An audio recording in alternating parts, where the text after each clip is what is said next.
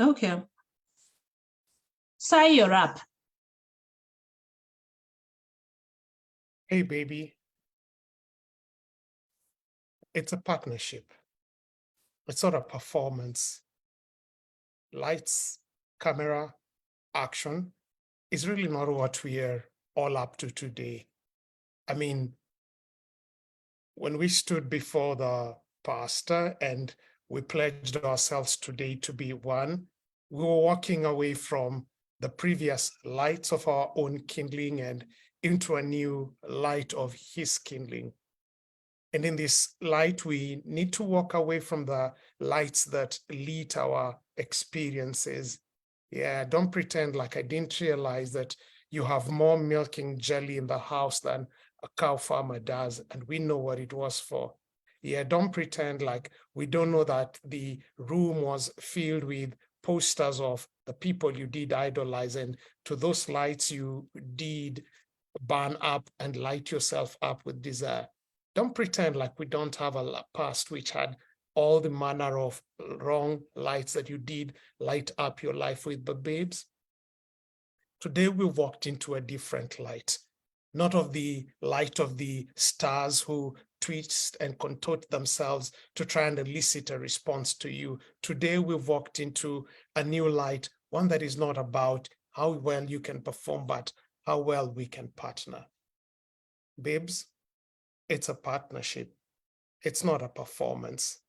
It's not about an action that you want to do today and report your body count tomorrow. We're no longer teenagers who tick up and be able to brag out about every other encounter we've had. It's not an action. It's not a movie. It's about you and it's about me. Yeah, I know you've been boasting about your body count all along in the streets, but I'm not a body. I'm not just an assemblage of parts. I'm human.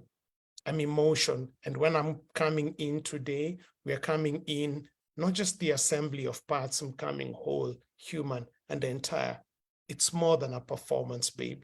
It's not just about the actions and the things you saw in those magazines I found stacked under your bed. It's not just about the actions tucked away in some secret fantasy in your brain that has been fed with images that have been edited and photoshopped, that have been thoroughly directed and abnormally done. It is action, not just because of what you've generated from the dark recesses of your imagination. Babes, it's action that thinks about you and me, that honors your body and mine, that allows us to engage not as warriors, but as partners, not as objects objectifying each other, but as partners. Babes, it's a partnership. It's not a performance away on the lights and away from the action. It's a partnership. There are no cameras here today.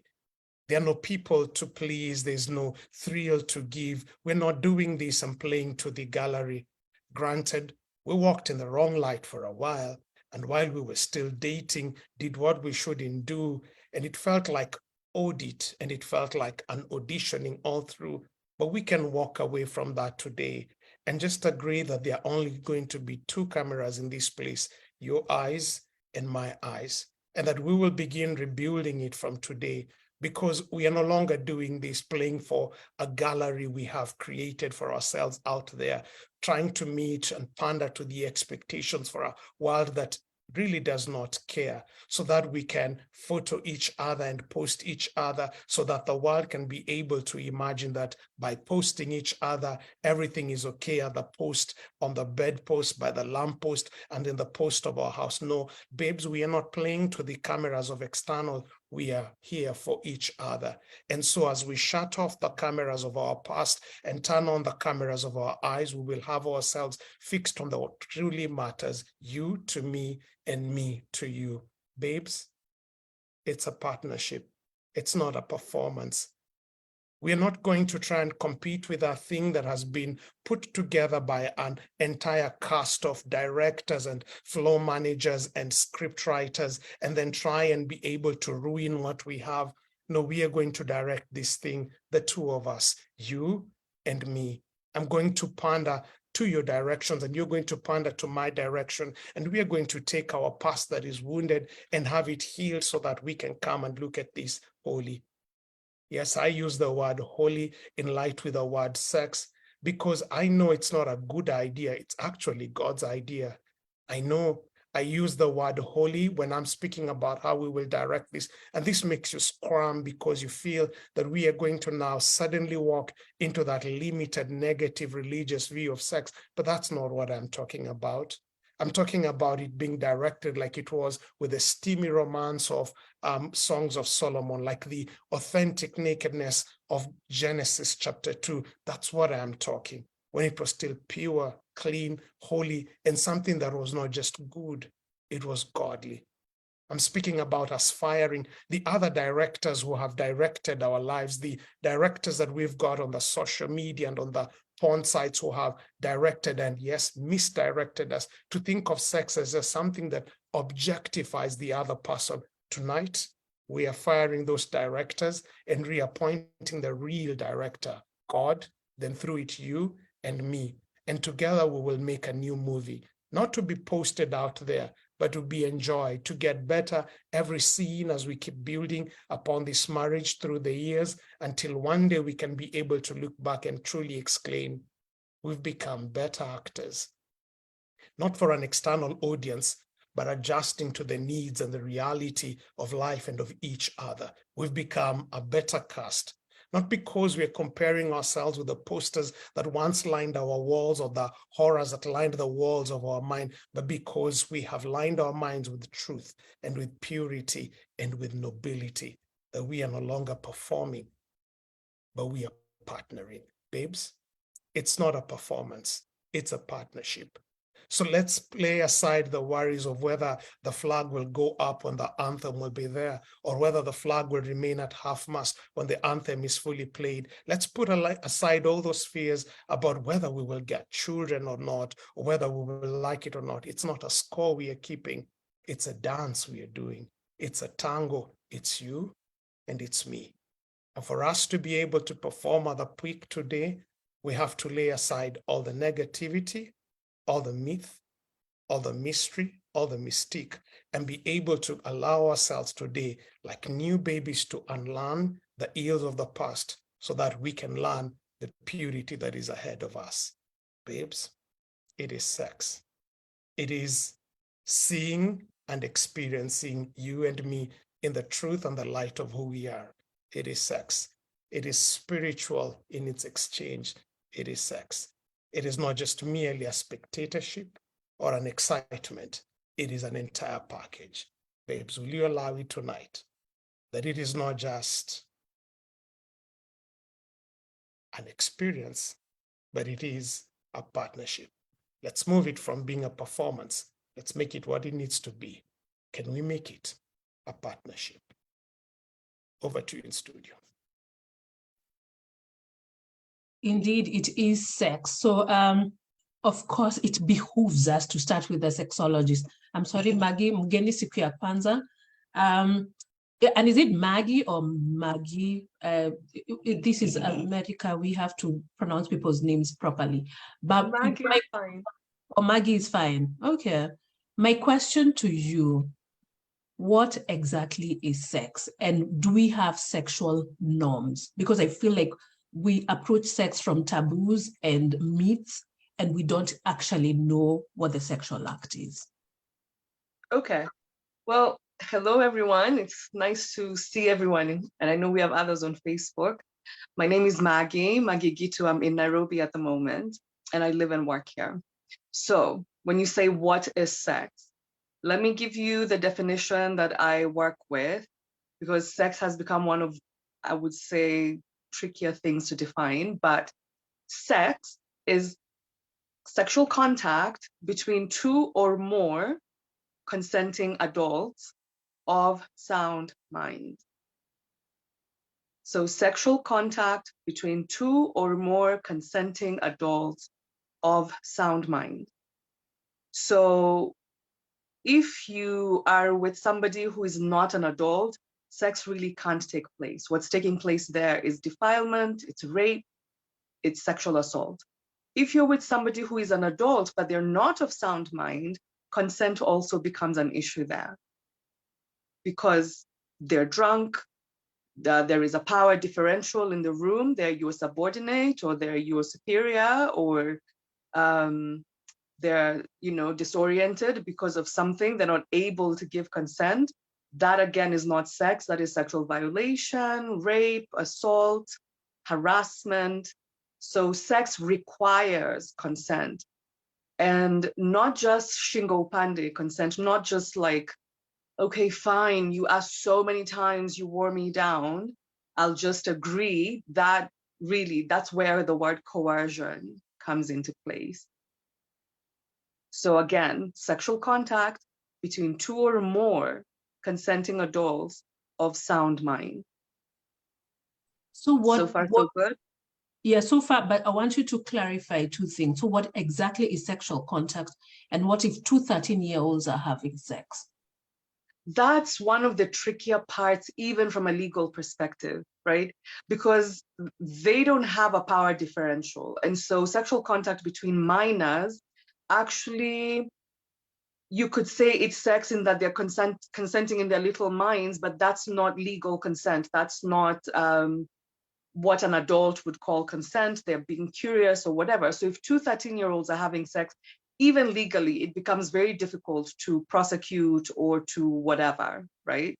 If they're both like, you know how when you're 13, that's Form 1, they're boyfriend and girlfriend or standard date, this is my boyfriend, this is my girlfriend, or because I identify as queer friendly, meaning that I have people that I see who are not heterosexual. So when you hear me say, adults, I mean all adults. If one person is like the bigger brother of my best friend or whatever, and the other can't really say no, or they're scared, they'll say no, or they're threatened if they talk. Again, this happens, but it's just trickier. I'm talking about adult sex. That's why I said two or more consenting adults of sound mind. If they're not adults, obviously so many other things come into play.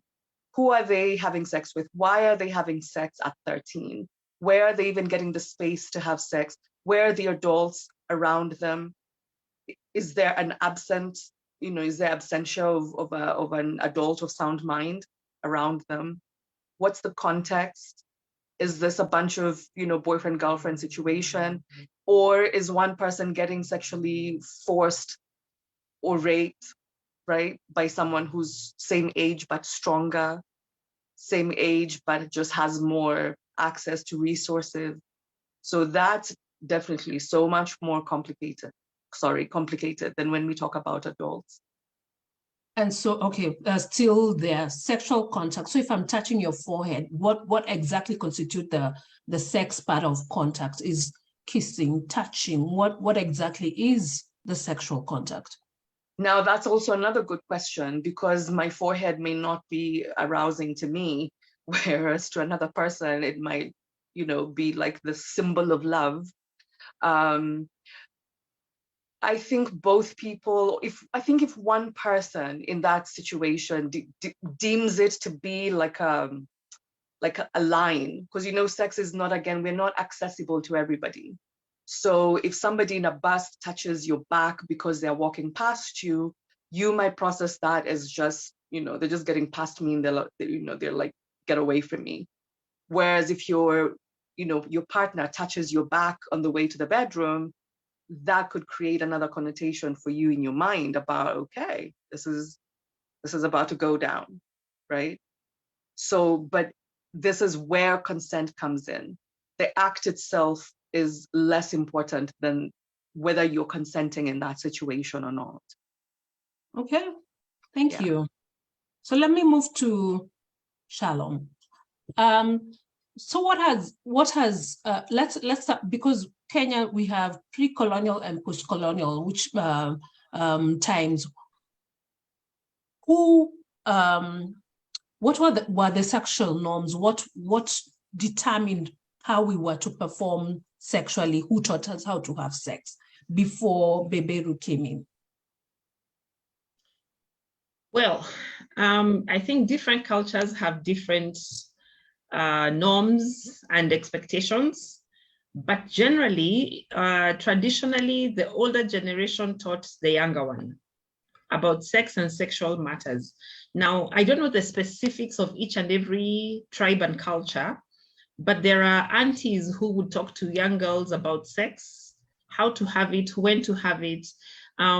It was still very patriarchal, and therefore women were expected to please their husbands. So a lot of the lessons would come around how to please your husband when it comes to sexual activity, whereas now guys were basically given tips on managing their prowess. I mean, guys were traditionally expected to have more than one sexual partner, depending on the culture. And therefore, you know, they were each taught differently. So there are men who would teach guys how to have sex and women who would teach girls how to have sex. But alongside that, there was also control, how to manage self-control, where to have it, what would constitute rape, you know, things like that. All that was taught within the family setting. In fact, actually, what I should say, it was within the family setting. It's lessons that were taught and passed down to the newer generation. Then the other thing there was a rite of passage. There was a time that was expected for you to know how to have sex or for you to know about sexual matters. And there were ceremonies that basically initiated you into that space as a young person. So yeah, it was the fault of the family to take care of passing on the sexual norms down their family line. Okay. And so, sir, because you're our fake pastor, so when the Beberu came in, and when religious different religion from the African traditional religion came in, so we're talking mainly about Christianity and Islam. How did that change? So the two main changes that happened is, okay, three. One is the boundaries within which sex could happen. For many African what's it called, settings, premarital and extramarital sex it existed. It was not always necessarily frowned upon. But in Christianity and in Islam outside of your four wives, in that case, premarital and extramarital sex was frowned upon and categorically called sin. So that's change number one. So just to explain that a bit more, in cultures like, say, in many South African tribes, the Ndebele, the Sotho, the Shona, test driving, having sex with a prospective spouse was accepted. It was even seen as the norm. Okay, among the Maasai in Kenya, after you've been circumcised, the sexual debut became a bit more fluid. Okay, you could, women were kind of like property. You could sleep with any lady within your peer's rank. All you needed to do was put a spear outside of the door. But when Christianity comes in, it says, according to like the biblical standards, a marriage is between one man and one woman, so a male and a female. I mean, the institution of marriage, till death does them part, and anything outside of that is within the precincts of sin. So that's a first change that happens. Then the second change that happens in the incoming of is the sexual debut age changes. And this is not necessarily as a direct result of the incoming of religion, but really kind of aided by it, because one of the things religion did is it also brought formal education, almost side by side. Many of the initial schools were missionary schools.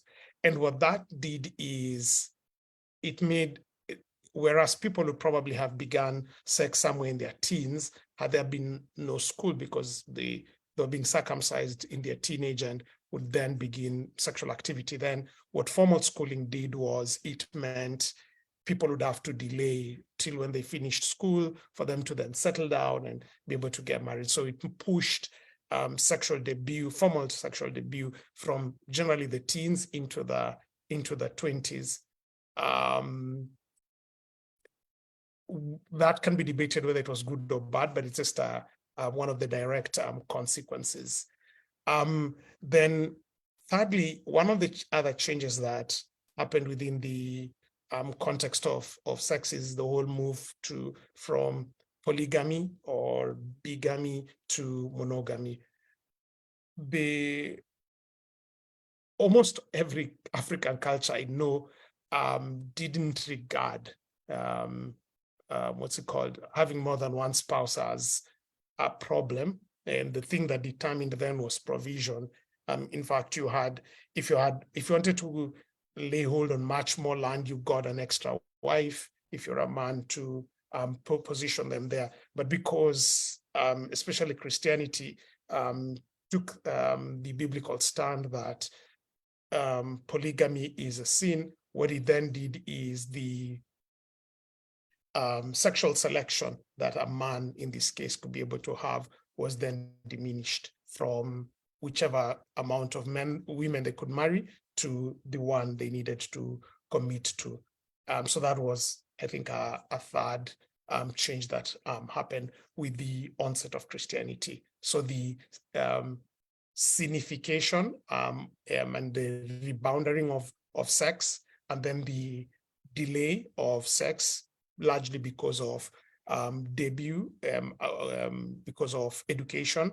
And then thirdly is the signification of certain sexual practices, especially around polygamy and the rest. So I think those were the core changes that happened as a result of the entry of religion. So, thank you. So, David, with these changes, like we've started from pre-colonial times to post-colonial times, but now in the modern age, how are we learning how to have sex? Yeah. How are we learning in the modern age? I think there are various sources throughout our development. So, I can speak from my experience, and I believe it's representative of many males, it's not usually coming from parents or older mentors. I can count on my one hand how many times we had a sex education class in school, and it was more so a biology class. It wasn't sexual education on how to have sex. Parents maybe would have 1 or 2 conversations, and it started in school with other peers, either peers who have older siblings, peers who have access to sexual content that you don't have access to, and it kind of starts informally like that for many people. And I hear now it's like exposure to pornography is like getting, the age that you get introduced is like at 9 years old right now. And so from there, it's more so like a social learning through peers, and of course through culture and media. So this whole idea, again, like the man must sexually perform, that his sexual performance is determinant on his manhood, which it's funny because in a way, it's been that way for women for a longer time. And of course, pornography is a huge source of education, especially for men, which, we can talk about how problematic that is when it comes to having real sex. I don't know. I say I can't speak for women as much. I'd be curious to hear what the fellow panelists have to say. But I do say for men, I think it's mainly through social interactions with peers and through culture and through pornography. Maggie, how did we learn how to have sex? Unaona niko na aibu. How did we females learn how to have sex then? How did we learn, let's say pre-80s, before before the advent of social media and all these porn sites? And how are we currently, how the sexual clients you're seeing, how are they learning how to have sex? So if we think about before Christianity and all that, there are roles. The people to teach you about sex were not your parents. It was your aunties, your uncles, your grandfather, and your grandmother. Those were the people whose job it was to prepare you for marriage, whatever that preparation looked like, right? And that's why we have, things in Kenya. We say, oh, this culture, women from this culture are really good in bed, or women from this country really know how to please a man, because they have cultural practices in place with who is to do them, when are they to be done, etc. I know in Kenya, for example, the Digo community, they still have what they call, God, it slipped my mind, but it's a person whose job it is to be like a sex coach, a marriage, family, and sex coach. Mkungwi, that's it. Yeah. Yes. And they don't just teach you the sex, they teach you how to maintain a home, how to be with your husband when you're angry, etc. When it comes to sex, they teach you the proper riding from on top, how to be on the bottom. I was very impressed. Let me say that. In the current modern world, unfortunately, the more religious we become, the more self-conscious we became. I saw in the comments, somebody said in Kikuyu culture, sex before marriage was forbidden. It was. But they did have nights of dances where women had to be like tightly wound from the waist down. Not tightly, but like the business is hidden. But the breasts were allowed out. The sense of shame just wasn't there about the idea of sex and sexuality, so much as there was a boundary. And they even had songs that said, you can play with me on, waist up, but for waist bottom, you have to pay dowry. Or for waist, yeah, and that's Kikuyu culture, which, considering the impact of the British, I think Kikuyu felt it really hard because it's closer to the capital center. They had good arable land. So in terms of the village, throwing the owners of the land in small villages so they could, own it for themselves.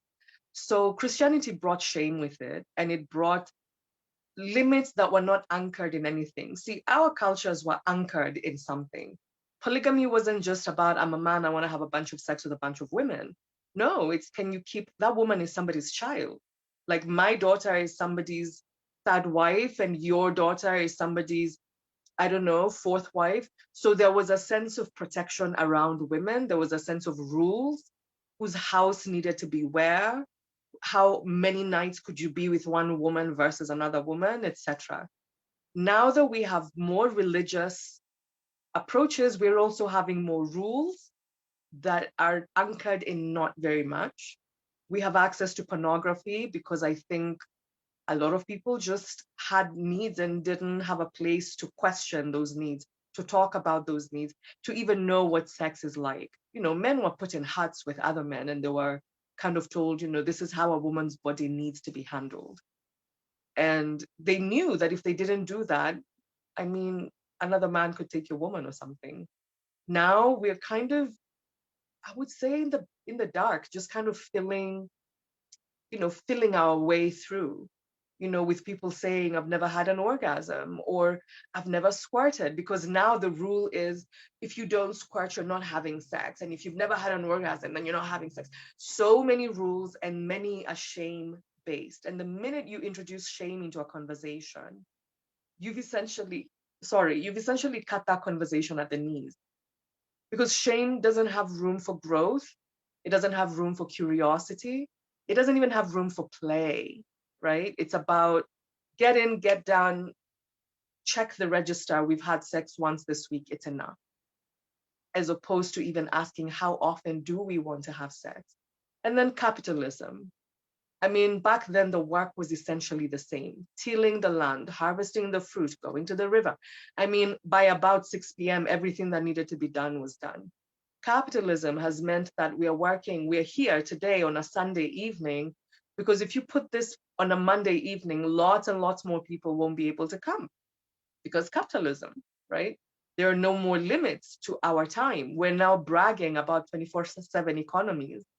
So sex has just again gotten relegated to the bottom of the priority list. So is that so do you think our people pre-colonial times were having more sex? Because the stats out here are terrible. I think married people are having sex like 50 times in 365 days. So yes, the stats, I read them, I almost fainted, but I was like, yeah. But so with the non-shame based culture and the whole Kikuyu, and I'm so sure we other Bantus and Nilots and Kushites had our own thing. Was that were we having more sex then? Yes, yes, we were. Yes, we were. And actually the statistics I look at the same ones you look at, and I've learned to say, and these are Western statistics, because the West's idea of sex is also different from ours. I've had people say to me, we're really in a bad place in our relationship and our sex life is struggling, and we're only having sex 4 times a week. And somebody else will say, 4 times a week, girl, I will take 4 times a year, right? Like, I think we view here, even now that I'm here and I look around and I try to keep both lenses in my mind, we really do view sex as haki yako. When a wife tells elders, he doesn't even come home, elders will scold that man and say, of all the things you do or don't do, you must meet her needs. So I would be more curious for us to cultivate our own statistics so we can really know, right? So we can really, because we have like the awareness of the value of sex, but also a lot of shame around wanting sex. Because remember, sex was for women to be wanted and men to want. And then men feel like, I feel good when you come after me. I like it when you initiate. It makes me feel loved. And we did have more sex, but it wasn't necessarily love sex. It was marital maintenance sex. Whereas modern day, we don't want marital maintenance sex. We want to throw down as often as possible. I mean, 50 times a year is averaging once a month because there are 52 weeks in a year. The Western average has been, for a long time, 3 to 4 times a month, which is once a week. I think Kenyans are having more sex than that. Yes, we are per person sharing, so we are having more sex. Yeah, but yes. So Shalom, I'm curious, what's the difference between making love and having sex? Wow, I would say making love adds some sort of emotion to it. This is probably the kind of question that Maggie needs to be answering. But for me, I think making love has an emotion that's been added to it, and it is sweet, and it sort of like gives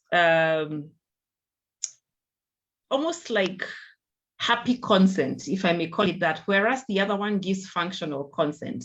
Let's have sex, we need to have sex. I feel like having sex. I think having sex is a lot more casual than making love, whereas they really are the same thing at the end of the day. Yeah, so I think the difference is the emotion and attachment, the lovey-dovey attachment that's put to it. Maggie, because there's transactional sex, that is still having sex, right? So in fact, we had a session with some kids the other day, and that's what I was saying, it's important to have these conversations even with 13-year-olds, because these were 13-year-olds, and we were having a conversation around, if a prostitute has sex to make money, but then she goes home and makes love to her husband, is there anything wrong with her job? Because I mean, she's having sex is what she does. The same way somebody else sells tomatoes, she sells her ability to actually please somebody. So she's pleasing her customer. But is that any different from the one that she goes and has with her husband? Or she has with her steady boyfriend, so to speak. So there's a lot of difference being placed being placed between having sex and making love. Making love is emotional, having sex is functional. Maggie, do you want to add another your thoughts on that? I kind of I'm chuckling a bit because when she said they're essentially the same thing, they are essentially the same thing. I think it's a language thing more than anything. I mean, anybody here in this room right now, if you think about if you're sexually active, and if you think about the last, I don't know, 3 times you had sex, how many times did you enjoy it? And also how many times did you say, oh, we made love last night? I think that making love is movie language, and the romantic, especially those of us who grew up in the 90s.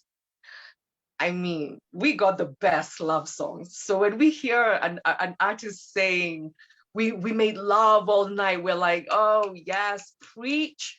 But at the end of the day, I think like the prostitute, the woman who sells her ability to bring pleasure to another person, the mindset is different, that I'm working, right? Like I'm here, I'm working, whereas, and so this is what's required, you know, to dress a certain way, to wear makeup or not wake up or not wear makeup. But at home, she actually does what her primary partner wants and what she wants, right?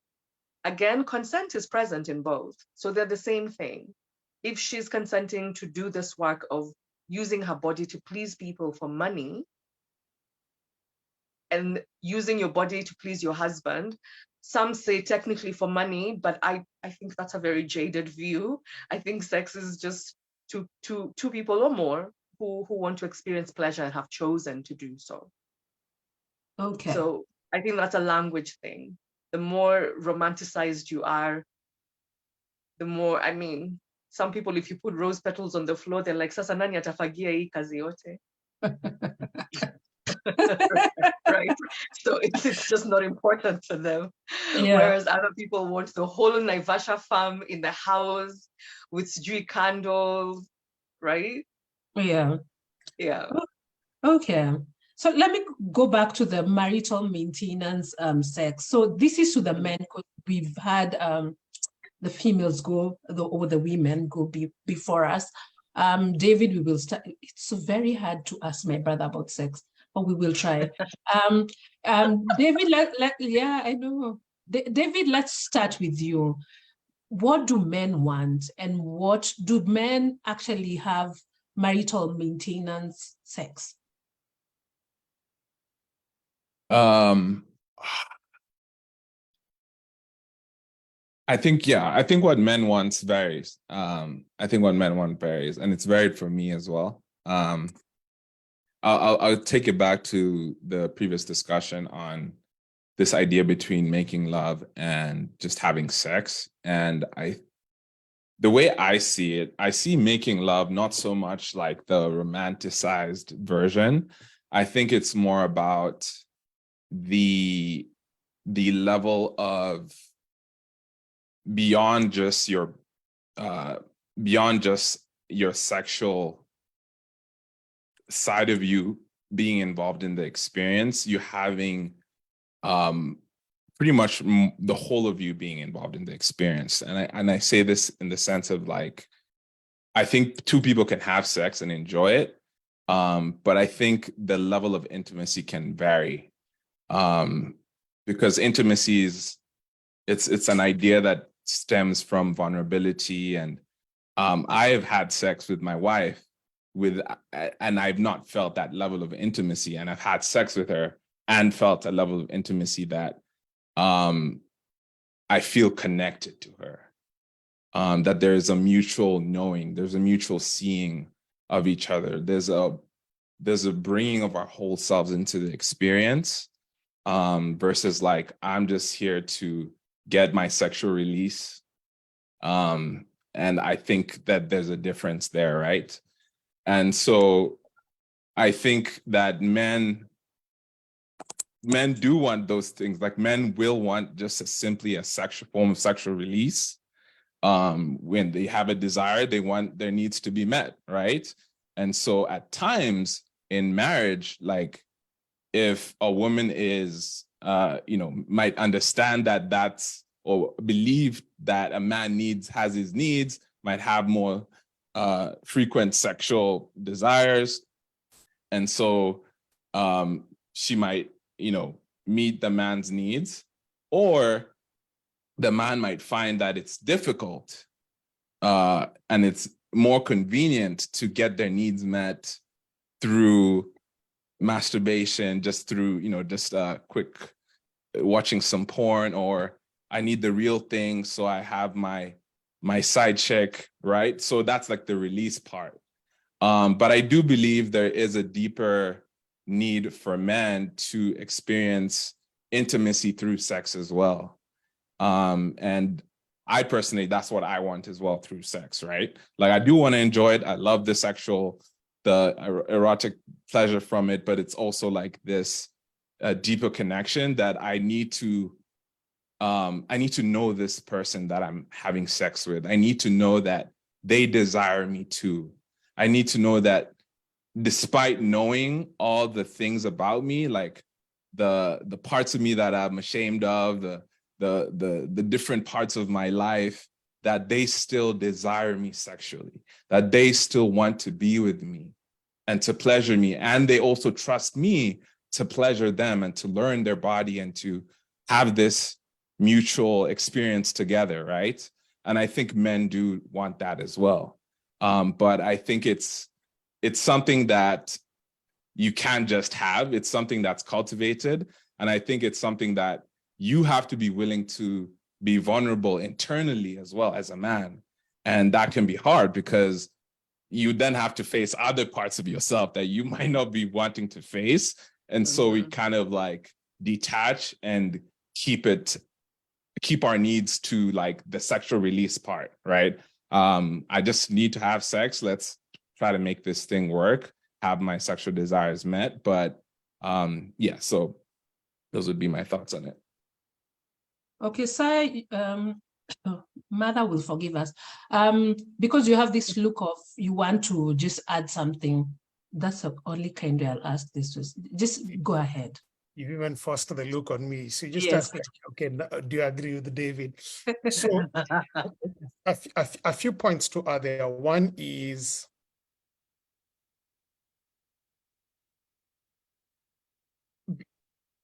what men truly at the core want is this. Ultimately, you want sex to be an external, I'm almost using a biblical language here, which might throw some guys off. You want it to be an external symbol of something that you want to be truly internal. Let me explain this.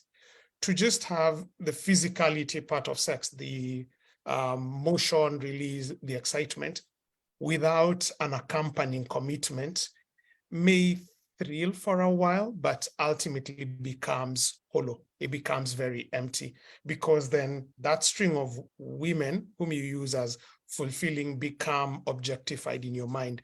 And while the movies and what have you may seem to paint like that's what men want,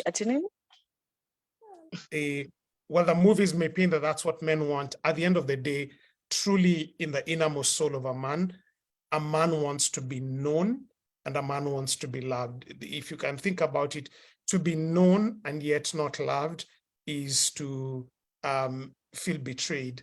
To be unknown and yet loved feels empty. But to be known to the core and loved to the highest, that's heaven, that's bliss. And so the ultimate sexual experience is, just like David said, is when this individual knows you to the core, but still loves you to the highest. And both of you are involved in this physical act of giving, so that this, I'm doing with my body that which I have committed and am committed to with my heart and my core. That's, I think, for me, the what the apex of sex is to any man. Now, besides the whole intellectual philosophical bit, men are also physical organisms, we're biological. So just because of the way our biology works, the sexual cycle for a man can be like every 48 to every 78 hours is going to be the need. And then there's a whole visual aspect of a man that makes him become more aroused and quicker, and stuff. And I think that's where the focus has always been. And in no shape or form diminishing it, that physical, biological angle needs to be met. Men want it met. Men want it, addressed. That's why men become frustrated when people begin saying things like, oh, I have a headache, or today I have a backache, tomorrow I have a toothache. So it's not going to happen. The frustration at that level becomes twofold. One is that the man's physical or biological need is not being met, but also ultimately what it is really communicating to the man is he's just being pushed away. He's known and not loved, or he's unknown and therefore not loved and is being pushed away. So forget how hardy and tough men look. I think at the core, they want to be both known and loved, and they want women to do with their bodies that which they have committed to with their hearts. And in such an environment, a man is also then willing to fully do with his body that which he's committed to doing with his heart. Okay, thank you. I just want, if you've seen Richard's question on what is a rapist having, and I'm just wondering, I just want us to to ask ourselves the question, the non-consensual sex, so rape, sex with minors, I mean, all the whole pedophilia, and also the bestiality, illegal sex. What exactly is that? What are they having? Maggie, you are our go-to person. I saw that question and I'm really glad you brought it up. When you say what are they having, they're not having anything. They're committing an act of violence. What a rapist is doing with his penis or with a bottle or with a stick is no different from what a robber is doing with a gun, is no different from what someone who's mugging you is doing with a knife. They just happen to use a sexual organ, and then we call it, we associate it with sex because it includes the sexual organ. And so a rapist is not having sex. Sex requires consent, right? What they're doing is attacking another person and subjugating that person. So rape is often about power. It's about showing you that I can do what I want with you, and there's nothing you can do about it. And so, and the other forms, the pedophilia and bestiality. Yes, pedophilia is also not about sex because it's sexual contact between an adult and a minor. So it cannot be sex because consent needs to be from both people. Again, what a pedophile is doing is violating. So it's a sexual violation of another person's heart, mind, body, and soul, because it goes way beyond the physical, right? They're Yes. violating a child sexually. Okay. Richard, we are clear. And you can give us a thumbs up because I can see you. Cool. Richard, Sawa, achana. Si walikuwa Yeah, I've heard what the two contributors have said, but I've got a different view that the two concepts are totally different. Yeah, you're having sex, but there's a level of differentiation. To me, where I'm seated, making love has got some transformation to it, has got some respect, has commitment, has courtesy to it. But making love, it cannot be equated like making love to a prostitute, because that is too transactional. You'll never see this person, even if you're going to have sex with this person several times. I don't think you are making love to a prostitute. You are having sex with that is the way I'm seeing it. I don't know. I don't know why the contributors are saying that the two concepts are the same. To me, I think they're not the same completely. One is absolutely transactional. The other one that you having love. You love this person. You are fully involved. You are fully engaged. You value this person. But when you're having sex with a prostitute, I think it's very transactional and there is no respect to it. There's no value to it. So to me, those are two different concepts that they are they're very different to me, if you ask me. Maggie, do you have a comeback? Yeah, I'd like to say that it's important to recognize that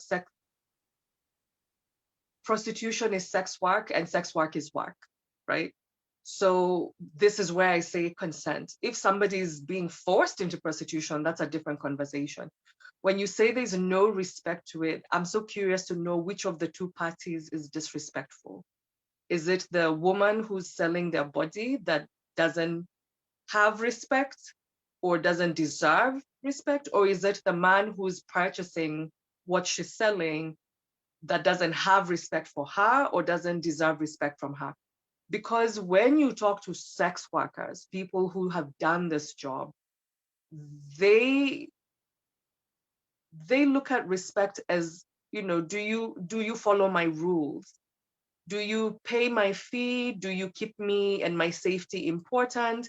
And so when they're attacked, people say, why are you complaining? You were a prostitute, you knew what you were getting into. No, I was getting into a respectful setup with a person who knows that I didn't bring my body to them to buy. They came to me to buy something from me, to buy my time and my expertise and whatever. What is different there is the level or depth of transaction. Because again, sex workers have a menu, for example. I want the girlfriend experience. I want to be able, like what do we call them? Escorts. I want to go to a dinner with important people, and I want, you know, someone who can look the part and talk the part, and everybody's clear about what they're doing, why they're doing it, and what they're getting out of it. Whereas in committed sex or relationship sex, it's so much more than the money. Right? Money is one of the biggest issues in marriages, by the way. So for sure, it's important. But it's also what David was saying. Do you know me? Do you want to know me? I know you. I want to know you. I think the idea that sex work is inherently disrespectful is worth examining. Disrespectful by whom and disrespectful to whom? And I'm talking about people who have chosen that career. I'm not talking about people who are being forced into that work, right? Because obviously there's some who are not there willingly. Even in porn, they now have a classification for ethically produced pornography. Ethical meaning there are rules in place for everybody. The payment, the testing, who's hired. And if you're not in that world, I know it can be shocking and also like, why are we normalizing prostitution? We're not. We're saying the same way accountants have a career and the same way Maggie is a therapist is the same way there are people who have chosen consent.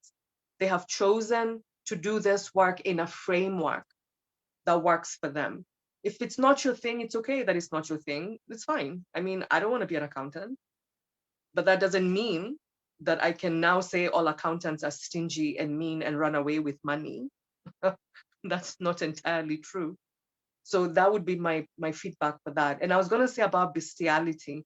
Bestiality is sexual contact between a human and an animal. So that's why it's illegal, right? That's why because that's not even a human being. And even in terms from a public health perspective, diseases you can get from sexually exposing yourself to a monkey or a dog or a horse, you know, and that animal can't consent. It can't even speak.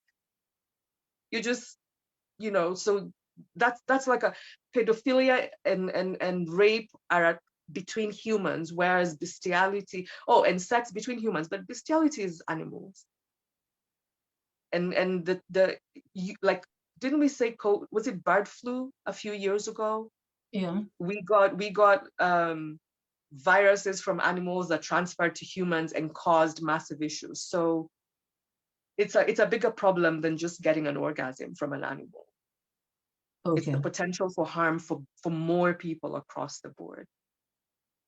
Okay. Before I let Tim speak, Saya, I just as the fake pastor we have, he's our fake pastor.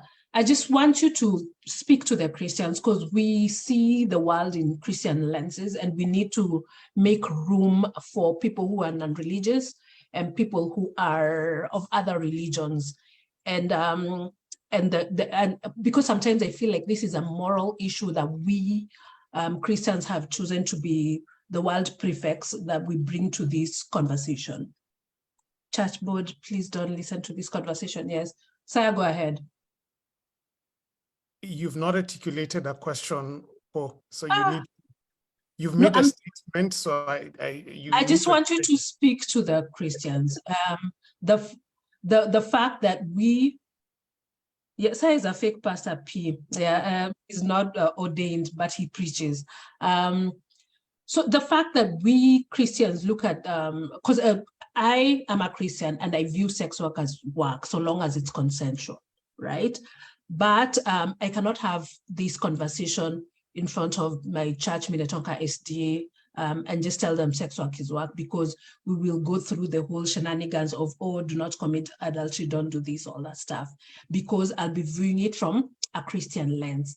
But I just want us to speak. I don't know if you're the right person, maybe Shalom, Maggie, or David, if you can speak to just ask Christians to stop looking at, to stop forcing people to look at stuff in a Christian lens when they're not Christians, when they're atheists, agnostics, or they've chosen to have a very open mind like myself. Is that clearer? Yes, it's clearer, and I'll have pushback. So Okay. I'll agree with some things, but I'll have pushback. So when you allow the atheists to view things from and function, their way, or the non-secular, you also need to give the Christian that same right. Okay, and so let me just use so if somebody says sex is an appetite, that's one view you can have, and you're entitled to have that view if you so desire. But then on the same breath, you should allow the Christian to be able to say, no, sex is not just an appetite. It's more within these particular parameters. So I think both groups, all groups involved, the Christian, and the secular guy, need to have that honoring perspective of the right to, because often what I hear is Christians, you should not impose your view and stuff, but then this is our view and stuff. Okay, so which is, I think it's duplicit. It's hypocritical is actually maybe not the accurate word, but it's unfair. It's holding different standards. And then secondly, it's almost asking the scientist to vacate. It's almost like saying, okay, we're going to have a discussion with you, Mr. Scientist, but I want you to vacate your science position for us to engage. And the scientist will naturally ask you, then you're asking me to engage as what?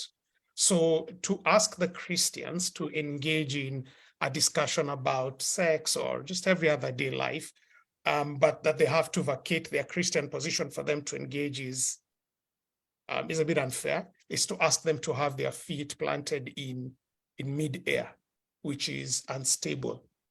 However, I kind of get where a lot of the world's pushback comes to Christianity on its view on many things, sex not being one of them, is the seeming inability or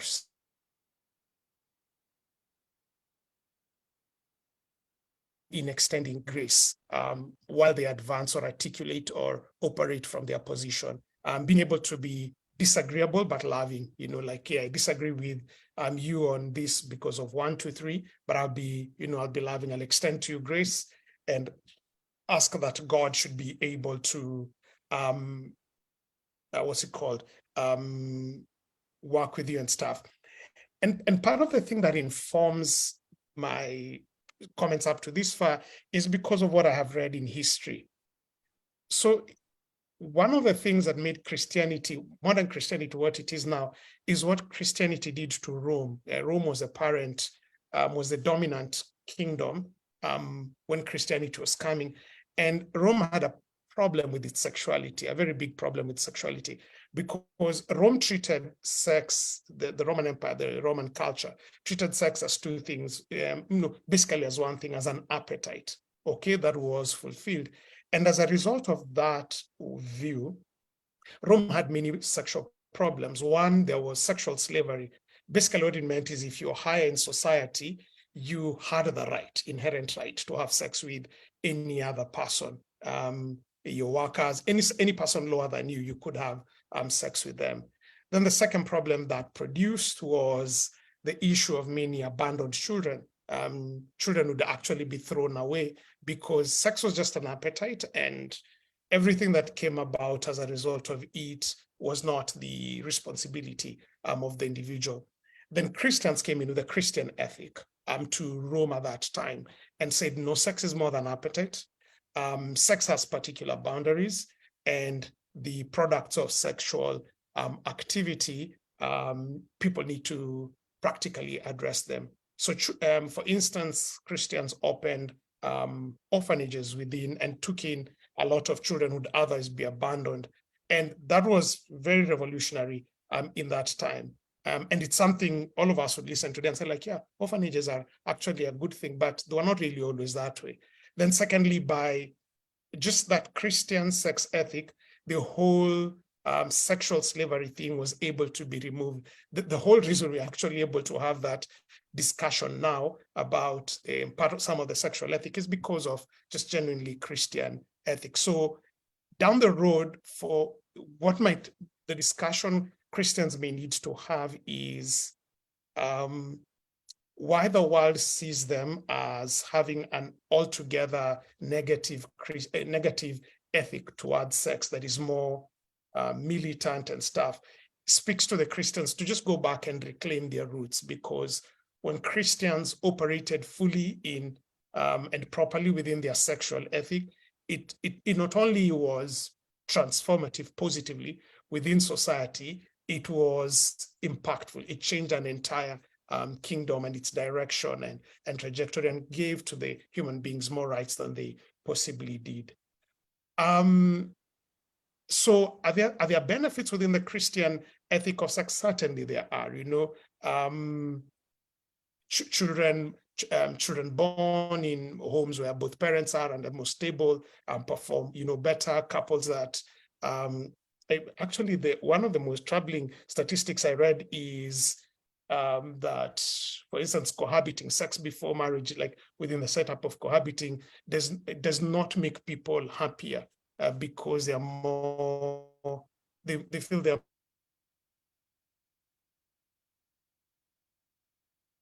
Christianity when it says like no, chill for sex to be within marriage. So I think there's a healthy tension here, which is, it's a very knife-edged thing to navigate. And I think the safest thing I can say and the most balanced thing I can conjure in my mind right now is, hey, to the Christians is to say like, hey guys, not everyone sees sex like you do, okay? Not everyone approaches sex like you do. And it's the same thing with many other things in life, like money or alcohol or power or politics. Not everyone sees everything like you do as a Christian. And the same grace and the same invitation in, like Isaiah, come now, let's reason together, that we give to the drunk or to the guy with a different political opinion or the person who thinks or approaches money differently, is the same grace and the same attitude and the same posture that we need to have with individuals who have a different sexual ethic than we do. That's one.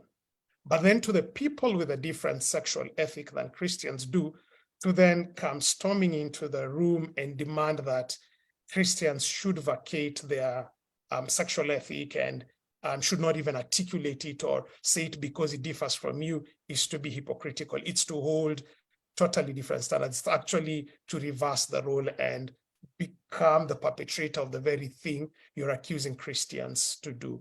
In a world that values diversity and difference, I think that Christians should be allowed to A, live out their sexual experience as dictated by the Bible, and B, be able to engage in meaningful, respectable discourse with others based on the same. And upon this, I think mutual progress can be gained. And finally on this, like it is with all evangelism topics or things that have, such tension, it is a person convinced against their will is still not convinced. So for the Christians who would want to force or force their sexual ethic through society, whichever way or the other.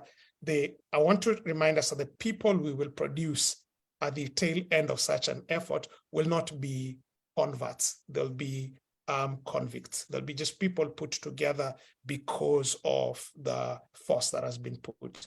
But the same way that Jesus did it is the same way I think we need to do now, which is come now, let us reason, because people who are then convinced head, heart, hand can then be able to embrace the Christian sexual ethic. And yes, as an abashed Christian, I believe the proper Christian ethic implemented with love is a force of good. We've seen what it did in Rome, and I still believe it has room in this age and time.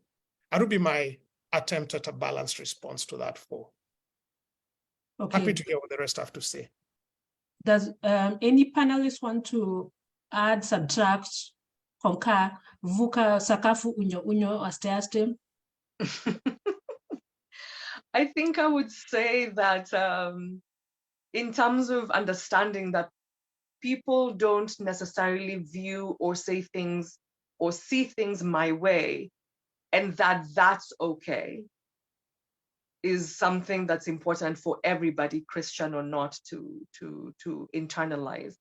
Even if you're Christian, remember that Jesus, who's currently loved and followed by billions across the world, and didn't do anyone any wrong, by the way, and still not everybody could agree with him, and still not everybody could see things his way.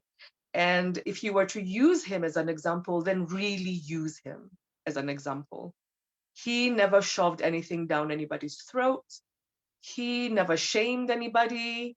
He actually was big on the protection of the dignity of those who are considered to be sinners, right? I'm always talking about, even with my clients, religious or not, in a sense, I feel like Jesus gave Christians the blueprint of what to do and what not to do. When a woman was brought and thrown at his feet and she was caught in the act of sin, he, as Jesus, and having the authority in that moment, had actually every right to behave like a modern day Christian and chastise her so everybody will see what a good Jesus he is. Instead, he completely ignores her and asks the people who brought her, oh, let he who has no sin cast the first stone, and then ignores them too and starts doodling things on the ground. And she's probably standing there thinking, what does that mean? And they're probably there thinking, let me not be the first to claim I have no sin. And then one by one they leave. And then when they're gone, he looks at her and almost with surprise, which he couldn't have been surprised, he knew what he was doing, almost with surprise, says, oh, they've left. Is nobody left? And he was making a point to her. If they all left, despite what they found you doing, it should tell you that you're not the only sinner. Now that you know that, go and sin no more. It wasn't this big legalistic, how dare you, embarrassing Christ. It was literally everybody's sinning differently from you. And they're not stoning themselves, so no one has the right to stone you. And I, as Christ, certainly do not stone you. That being said, go and sin no more. It's okay if you don't agree with people's sexual views. I mean, I'm in this room from a professional lens, so my personal thoughts are not even the priority in this space. It is my professional lens that's the priority in this space. What's important is when I have clients and they have some issue, I don't just say go and masturbate, because professionally, we don't view masturbation as a negative thing. It is one of many, many things available to you for your sexual pleasure. But I have to remember that not everybody holds that value. So I will ask, Saya, I'm about to ask you a sensitive question, and I hope you'll allow me. What's your view on masturbation? And then he'll say, oh, I think it's wrong. Or yeah, I think it's okay. Based on his answer, then I will let him know this is the reason I was asking. And sometimes I will actually assign masturbation, depending on the presenting issue. But to do that, I have to model for the client that not all values are the same. right? So if he says, I'm against it, I will say, I was asking for this reason, but because it doesn't align with your values, I want to make this other recommendation. Or I want to suggest these other 2-3 things, right? And I think Christians, since we're talking about Christians, could benefit a lot from that. And not just Christians, anyone who has very strong values. You should know the things that break in life are the things that are rigid. Things that are malleable and flexible and can hold more than one opinion, more than one thought, more than one impact. Those are the things and the people that actually develop resilience for the life that we have. There's 8 billion people. Even if you converted all 8 billion to your religion, they still wouldn't believe like you. And when it comes to sex, it gets in the way of your pleasure, your participation, your vulnerability. I heard David earlier talking, and I thought, yeah, it's not making love that's sensitive. It is the intimacy, the lack of, or the presence of, that makes sex gentle and meaningful. Because not everybody wants gentle sex. Some people want to swing from chandeliers, and that's what gives them pleasure. But that it comes from the place of intimacy. And it's not just about getting to know somebody intimately. Can you allow someone to know you? The narrative is usually about women. Get to know your husband intimately and get to love him the way he needs to be loved. Yes, and that husband, it's important he hears from a mkungwi of his own. Let yourself be known. Is it possible for you to let yourself be known? Is it possible for the relationship to have room for mistakes, room for letdown, room for forgiveness, room for curiosity? One way you want to know if you're doing something well and you're happy, not just one way, is if you're having curiosity. That's one of the main C's I look for, and creativity is another C that I look for. That's how I know when clients are really improving or not, sexually or not, right? Are they curious to know, how could this be different? We've been married 10 years and I feel like, man, our sex life has fallen by the wayside. What could we do? That's a curiosity question. We used to shag in the backseat of a car. Nowadays, there are kids' toys uko nyuma. What already do you know? Enda ufagie your gari uko nyuma. Learn to park in dark places. Learn to drive out of your city and go park in a place where your mom won't see you on her way from church, and hop on the back seat and do the thing you used to do. But it's existing in a framework. And that's another thing I think religion robs of people. Not religion, fanaticism, right? The idea that there is one way. That's a lie. There isn't one way. Otherwise, we'd be 8 billion people who look alike. If God can create 8 billion separate humans, I feel like your sex life and your sex perspectives and your sexual behavior and your sexual knowledge can at least have 3. That's a different conversation that I'm happy to have. The how to. Today we're just talking in general, but have the courage. That's another C. Have the courage to seek creativity, to seek curiosity about what pleases. Always it's you and then the other and then the context. And that's from Virginia Satir's work, who's one of my favorite theories, right? Like the Mercedes-Benz logo, you know how it's one circle divided into 3 equal parts? If you do it other, focus on your wife, focus on your husband, focus on the church, you're going to be out of balance and you're going to constantly wonder why you're miserable. It's self. And I'm not talking about the small self. I'm talking about the capital S, the soul. Self in pleasure first, self in accountability, self in responsibility, self in apologizing, self in making the first step. And then the other. Before you say, you don't even get to know me, Maggie, you don't even want to get to know me. Ask yourself, have I gotten to know her? Have I been making efforts towards her? Have I allowed her to get to know me? Once you take care of your home, then unaweza tembea kwa mwingine. Now you can go to another home, the other, the husband, the therapist, the pastor, the workmate, and think about what that means for you. And those 2 things are what directly impact your context. Whether it's marriage, whether it's your prostitution business, and yes, someone in the comments said there are male prostitutes. Yes, there are. Whether it's your business of selling Bibles or dildos, whatever it is, the self and the other are what determines what you do in the context in a way that doesn't violate you and doesn't violate another person. I know I'm preaching, so I'll stop. Yes, we found our associate pastor, Saya. The last thing I could be is a pastor. To start a church, and I'm not the associate. So because very nice. My gosh. Okay, let me rearrange my thoughts. Okay, so with all that Maggie has said, I know the biggest sexual organ is the brain, and people never think of this. Just think of the organs that are either tucked in, that is the vulva, or jutting out, that is the penis. The biggest sexual organ is the brain. So I just want us to tackle one, the effects that masturbation, sex toys, pornography, and emotional labor, especially in women, has impacted sex.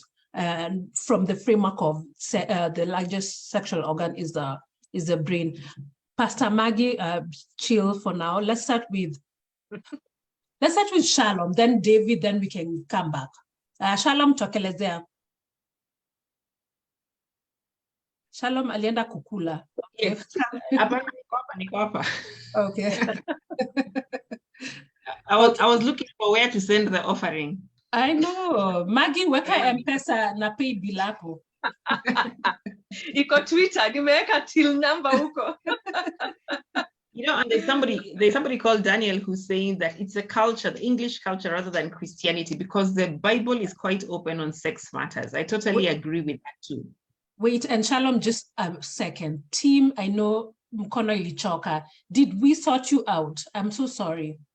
Team HR, in all the talking, did we sort you out? I am so truly, truly sorry. Shalom and the team tumempea chance. Okay. Trying to look at where I can unmute myself. So I don't know, much has been spoken, and what I wanted to share on was way back, but let me just say something just to get back. Richard say something about respect and sex work. I think the best way to look at it is ethics, work ethics, because I believe people who choose to stay together as husband and wife, there's an aspect of respect. Who just want to have transactional sex, the same kind of respect that is offered at that side is not the same respect that is offered between a husband and wife, because you don't want to know much about your sex. The person you're having transactional sex with, you don't care where they come from, you don't care their needs, don't even want to know. The contract is, this is the much I can give and this is the much you're offering me, that's it. So the respect aspect of it is, you're a human being, I'll regard you that way, we'll treat each other humanly, and it doesn't go beyond that. But when it comes to husband and wife, or people who have agreed to mutually stay together, the aspect of respect that is discussed in that point is different from the other one. I think that should come out clear, because respect is earned. I don't think when you buy something, there's any kind of respect that comes through that can be compared to the respect people who are married have. I think that's the distinction I wanted to put up across. And also, one of the panelists said that there's something we normally ignore. She was addressing using like someone who's defiling a child is committing a crime, someone who's raping is committing a crime, and that's the end results. That was the results we see is a crime, okay? But at the end of the day, before the crime was committed, there are passions that were uncontrolled, that people, you know how people go ahead to have sex, and after they are finished having sex, then they remember, oh, what have we done? It means they moved from the logical reasoning points to the animal level, like animal passions were in control, which don't have reason. So the same thing, that person who commits rape, the person who's a pedophile, they fail to be logical, they fail to be rational, they fail to be humane, because they're in control of an influence that they can't put themselves on check and understand what they're going to do. Has no consent, and it's illegal. At the end of the day, what we see is the result. These people have committed a crime. And so looking at it from the crime, we cover the wound. Looking at it from the things that led to where we are is the problem. So that will keep us handling the problem as long as we are here. But as long as we don't appreciate that there's a problem beneath a root cause, then we'll keep on discussing results and not talking about the issue that really lead us there. And that approach is problematic to the society because we are more secular. We don't have an approach or an avenue to sensitize people on the morals of the society, or even code of life in any given society. And because of this, we can only be able, because we are a very individualistic and self-deterministic community. And because of this, we have people only doing that which they want to do. And when it comes out, it's when it's determined, oh, what you did belongs here, what you did belongs here. And that puts us in a really, really ugly shape as a community. Otherwise, you know, secular view of life is really full of vacuum. And it's interesting to be alive to listen to all these worldviews, because all worldviews are biased. All worldviews are biased. And because of that, it then dictates how we see sex in all angles of humanity. I think that's all I can say. Thank you. Shalom, okay, Rudi kwa swali. Yeah, you had asked a question about masturbation and its effect on the brain. So, okay, many things, but you have chosen masturbation, nimekuona. No, I'm just saying. I say, okay, let me reframe. The largest sexual organ is the brain, and I just wanted to tackle. Now I'm going to add more things. Masturbation, sex toys, pornography, search for a baby. You know, the what is it called? Infertility, and the fifth one is emotional labor or mental health. Especially for the emotional labor part, how it affects sex. Then ifunike ukimaliza portion of sex, if you know what I mean. No, I don't. Cover me when you're finished. Because here is the problem, and I think Maggie will agree with me. We say, if you know what I mean, and then I end up translating it to be what I mean, and as if I've had all worldviews are biased. Everyone is biased. Every human being who walks here is biased. No, nifunike ukimaliza is the non-participatory sex, as in the one when you're done having your go, cover me so that I can sleep. So the one just ukimaliza nifunike. Okay, all right. I get what you're talking about. Yeah, kifo cha mende. Man, I'm imagining a dead cockroach, you know? Yeah. Well, let me start by talking about what Tim has mentioned before getting there, because, you know, he talked about crime being the result that we see and how we need to actually address the problem, the root cause of why these sexual attacks and all that are happening in the first place. That's, I think, what Maggie and other psychologists basically come into the picture to do. To help you understand, why am I feeling that this is what I must do? Why am I feeling this attraction? You know, we help sort of like help you see why you're having a self-control issue, because obviously if you're going to finish and then say, oh my God, what have I done? Then there needs to be something else being assessed there. You didn't necessarily set out to do it. And so we'll look at, you know, how many other ways can we help you solve that problem? But when it comes to things like this, the brain is a very powerful organ. And yes, number one, it's there to protect us from a lot of things. But the other thing is we have neural pathways that develop with every activity that we basically engage in, because the brain is the center of all of this. So when it comes to sexual activity, and We are looking at pornography. I want to separate infertility from pornography, the sex toys, and masturbation, because those are acts for pleasure. And then the other one is a struggle. It's a different struggle altogether. So I don't think I can address them together. But when it comes to the pleasure that you get from pornography, sex toys, and masturbation, you develop certain pathways. Yes, some will be necessary for treatment. Some will be necessary for adding excitement in the relationship. However, when it gets to the place where it has taken over and you cannot have sex naturally without engaging in pornography, then you're sliding down a slippery path. Because when your body is fully dependent on external stimulation, which is not from a partner, the consenting adults that Maggie is talking about, then we have a problem. Because then there is no saying when you will totally replace the human being anyway as a source of pleasure, right? So if we look at masturbation, one of the things I have known about masturbation or seen, especially with kids, because children and adults masturbate differently. And I don't mean differently in terms of technique as much as the effect on their brain. The child may end up getting to a place where that's the only sexual pleasure they know.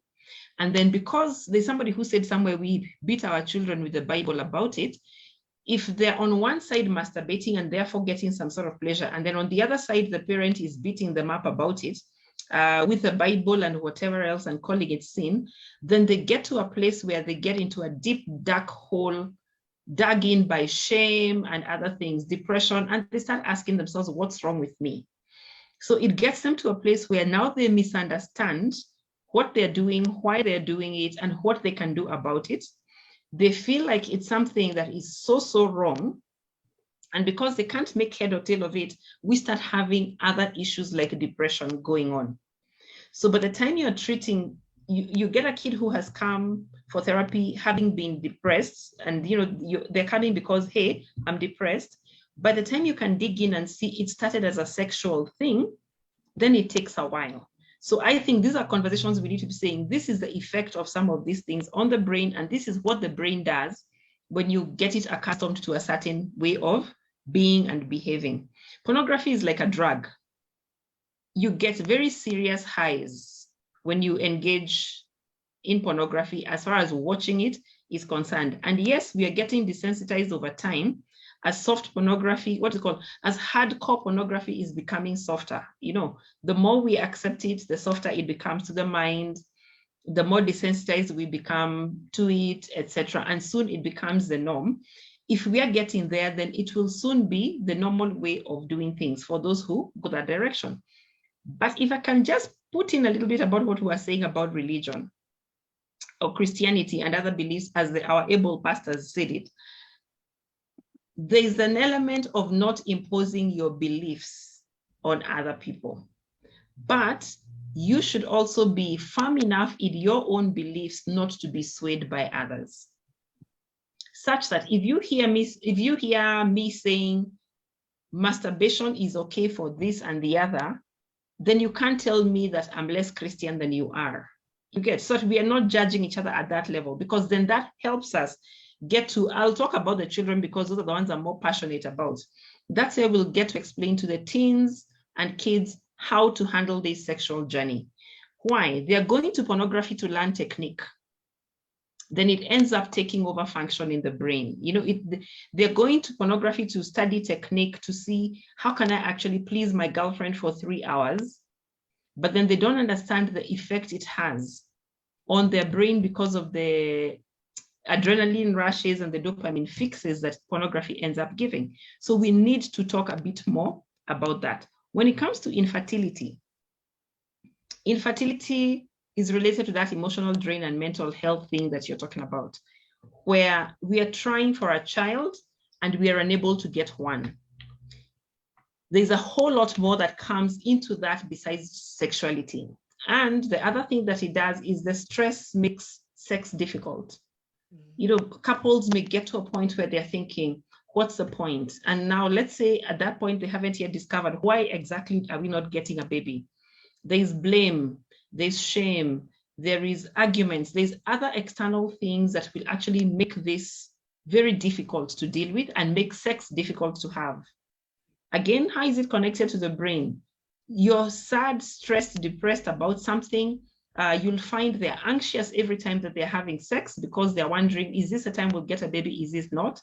So you find their mental health being affected by this one thing here, that's infertility, right? So again, education, treatment, therapy needs to be sought when it comes to handling infertility, mental health, and sexuality. But when it comes to that cockroach thing that you're saying, that I think is, depending on how you take it, I think it could be, number one, an attitude problem or a communication problem, right? You're there saying, let's say you don't feel like having sex, but you don't want to say, I have a headache, because yesterday you also had a headache. Maybe yesterday's headache was genuine. Today you just don't feel like doing it.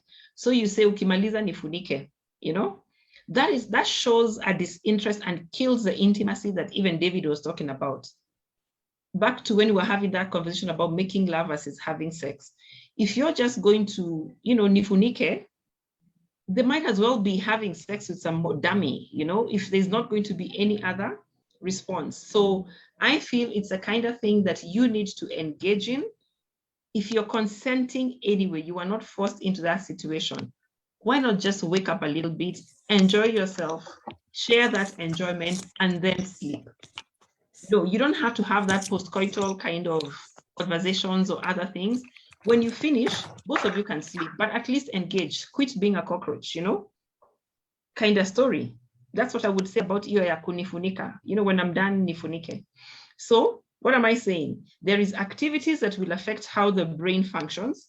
There is others, so activities which you have chosen. There is circumstances like infertility, which will still affect how the brain functions, and they're not voluntary, and they all need, you know, like assistance, help in one way or another.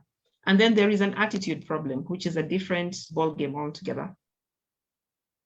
Okay. I don't know whether I answered your multiple questions. Yes, you did. And there are more panelists, they can always chime in. So David, the same question, but you know, I have to add layers. Before the wedding day, for most Christians and for most people, there's what is it called? The bridal shower, the Kenyan bridal shower, where we get told everything, especially for the Christians who've kept themselves, or not just Christians, even the Muslims or other faiths who've kept themselves chaste, virgin, not had sex, and then they are told how to perform the act in one day. All together, as in you even brought a sex asenga. We know all this. No, we don't know all this. Asenga is brought in to even show you the very act on the one day. So how does this affect the wedding night and the time after that? For most people who've not been taught, and then they just have that one lesson over a Friday night before their wedding day. And then the same question I had asked Shalom, the brain, the effect of masturbation, all these other things on sex.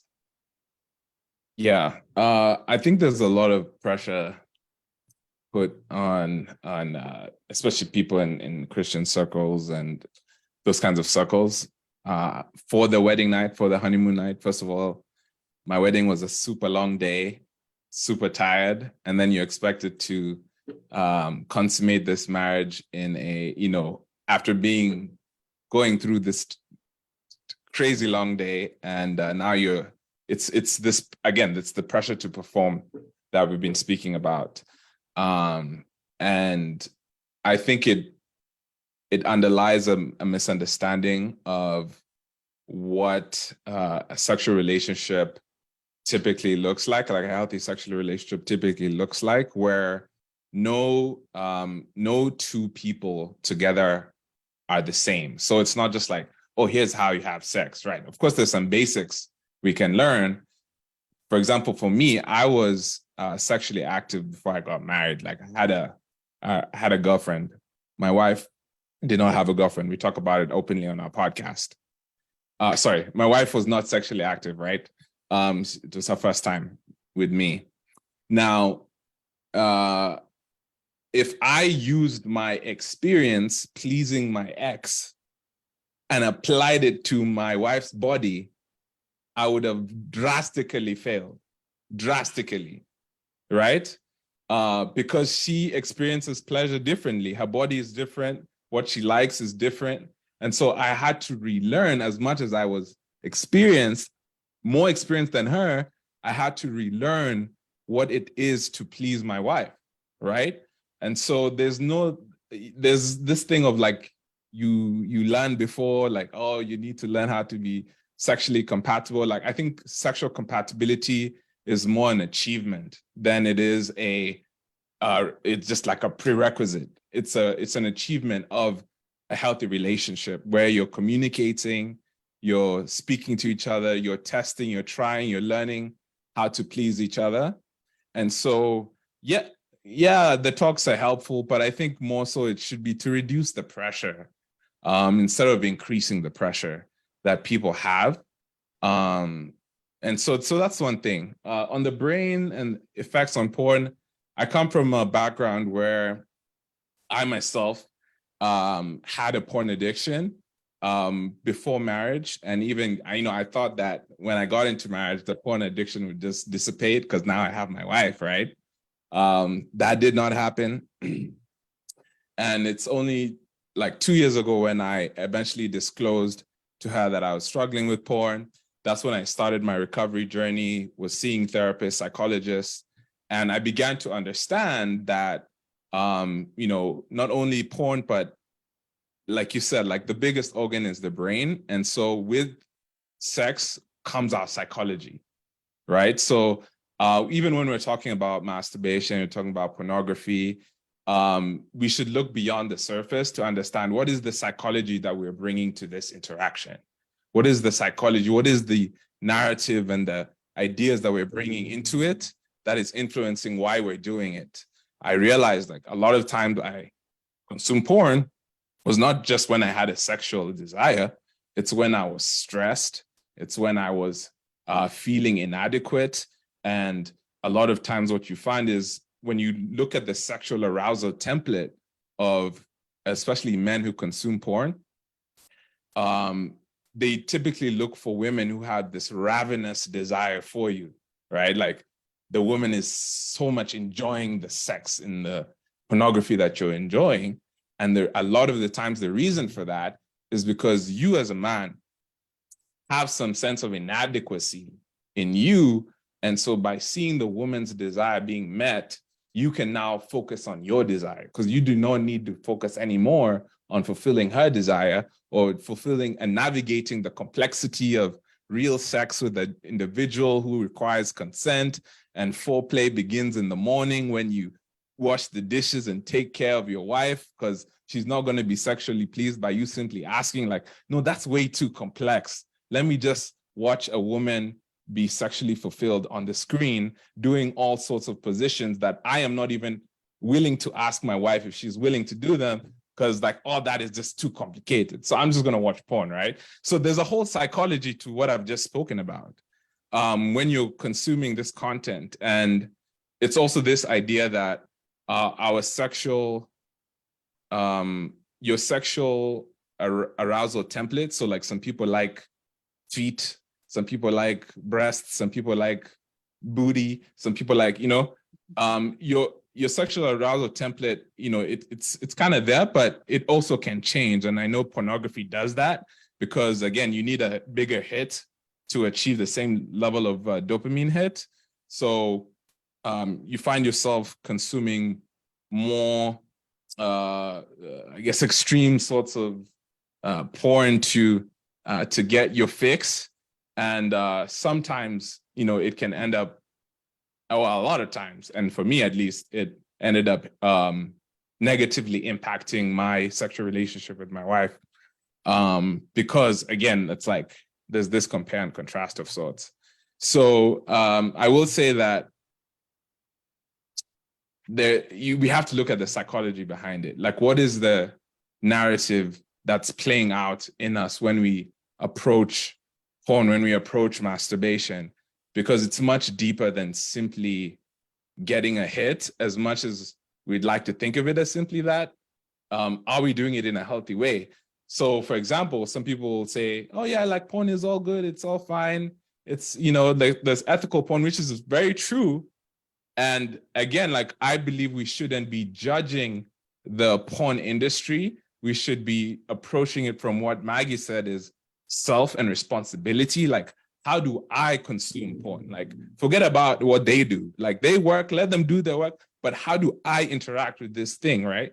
And you realize that, okay, porn is, okay, I might think porn is fine. All right, so let me talk to my wife about it. And consuming porn, but like, no, that's too awkward. Okay, so now you're introducing the element of privacy versus secrecy. You think it's private, but you're actually keeping a secret from your wife.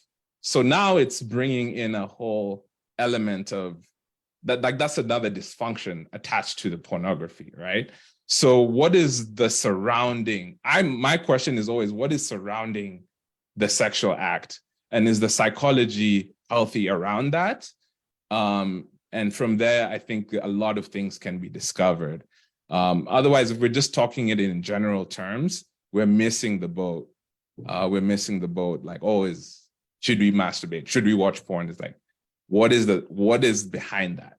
What is driving that? And that will unlock a lot. Okay, thank you. So should I, Pastor Maggie, today your pastor, or Pastor Saya wants to go? To go about what?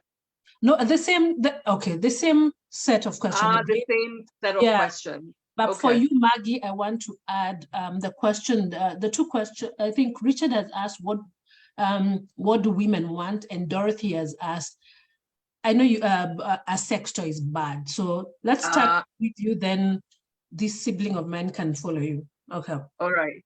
So I really appreciate what Shalom and David had to say. What I was gonna add is that when I was a sex columnist, especially, I still get it now, but I used to write a sex column for Standard a couple of years ago. And I would get the masturbation question practically every week, right? And even in my office, I've gotten, I'm addicted to masturbation and I'm addicted to this, and so, or to porn.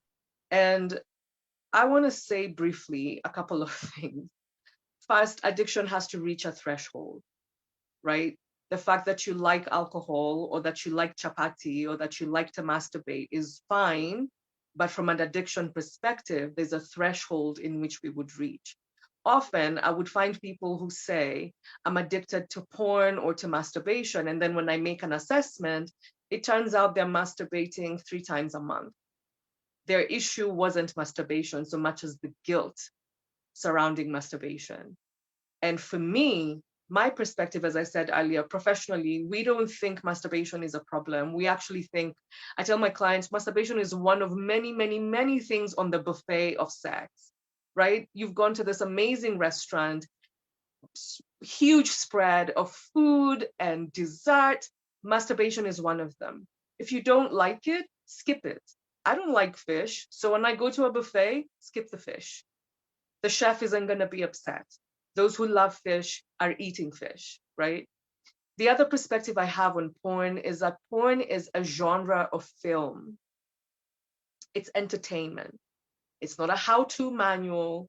It's not a, do this like we're doing it. It's a genre of film. If you don't like horror, like I don't watch. Don't watch pornographic film. If you like it, like I like thrillers, but not all the time. Like it has to be like really good quality thriller because I don't do well with being scared. So if we were to use the same thought, if I like porn, but I don't like it every sexual act. This is what I talk about, the self. Really sitting, Kikuyu say, call yourself for a meeting. Really sitting with yourself and saying, do I even like porn? Do I even like masturbation? Or am I just doing it because it's there? Or do I want it but feel guilty for wanting it? Once you're clear about that, you can set the framework. And I like what David said about privacy versus secrecy, right? If you're doing something secret, especially if you're in a committed relationship, that right there is like a red flag, something to pay attention to, right? Having this legalistic, very kind of you have to, you should, this gets people into a lot of trouble. Trade it for what I call the right hand words, right? Do I want to? Would you like to? Can you watch porn or not? It's okay to say, I don't want porn in our relationship. It really is okay to say that. It's not a war, it's not a battle. You can say, I don't like how I feel when I know you're watching porn. It makes me feel like you're comparing me to those men or to those women. Now you can have a real conversation, as opposed to, ni mimi nimesema, I have said it and so it shall be. This attitude leads to kifo cha mende sex. Because by the time somebody's laying there and saying, cover me when you're done, what they're really saying is, there's nothing in this for me. What I want doesn't matter. What I like doesn't matter. So do you. I've done my duty. When you're done, cover me, and I'll just be doing shopping lists in my head or prayer requests in my head as you are doing you. Because this is not a we conversation, it's a you conversation, right? So begin with yourself and then you go to the other person. I don't like sex, but I don't like porn, but they like porn. So what sort of conversations can we have here? Right? Okay. In terms of what you said, this slipped my mind. What did you say, Posa? You asked me 2 questions already. We're just answering to Dorothy and Richard. What do women want? And are sex toys bad? Yes, sex toys are not bad. They're just part of the buffet. They're not good, they're not bad. And that's my view, by the way, on porn and masturbation as well. If you have a pen, I know some of you are writing notes. That pen is just existing as a pen. It was made to be a pen, to do pen things. If you take that pen and stab someone with it, it is you who has used it for the wrong purpose and then turned around and said pens are bad because they stab people. They're not, right? Masturbation is for self-pleasure. If you don't like it, stop using it.